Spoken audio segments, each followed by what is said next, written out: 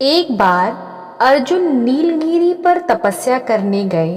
द्रौपदी ने सोचा कि यहाँ हर समय अनेक प्रकार के विघ्न बाधाएं आती रहती हैं। उनके शमन के लिए अर्जुन तो यहाँ है नहीं, अतः कोई उपाय करना चाहिए।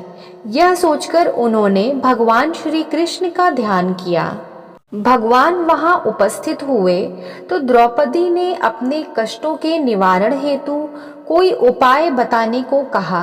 इस पर श्री कृष्ण बोले, एक बार पार्वती जी ने भी शिव जी से यही प्रश्न किया था, तो उन्होंने कहा था कि करवा चौथ का व्रत गृहस्थी में आने वाली छोटी मोटी विघ्न बाधाओं को दूर करने वाला है।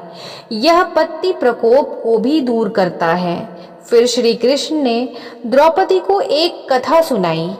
प्राचीन काल में एक धर्मपरायण ब्राह्मण के 7 पुत्र तथा एक पुत्री थी। बड़ी होने पर पुत्री का विवाह कर दिया गया। कार्तिक की चतुर्थी को कन्या ने करवा चौथ का व्रत रखा। 7 भाइयों की लाडली बहन को चंद्रोदय से पहले ही भूख सताने लगी। उसका फूल सा चेहरा मुरझा सा गया। भाइयों के लिए बहन की यह वेदना असहनीय थी, अतः वे कुछ उपाय सोचने लगे। उन्होंने बहन से चंद्रोदय से पहले ही भोजन करने को कहा, पर बहन ना मानी। तब भाइयों ने स्नेहवश पीपल की वृक्ष की आड़ में प्रकाश करके कहा, देखो चंद्रोदय हो गया, उठो अर्घ देकर भोजन करो।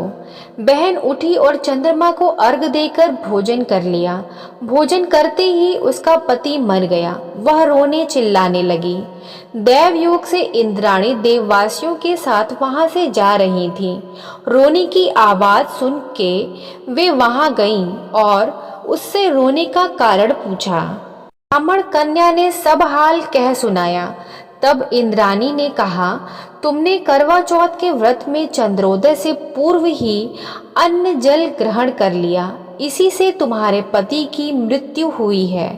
अब यदि तुम मृत पति की सेवा करती हुई 12 महीनों तक प्रत्येक चौथ को यथाविधि व्रत करो, फिर करवा चौथ को विधिवत गौरी, शिव, गणेश, कार्तिकेय सहित चंद्रमा का पूजन करो और चंद्रोदय के बाद अर्घ देकर अन्न जल ग्रहण करो, तो तुम्हारे पति अवश्य जीवित हो उठेंगे।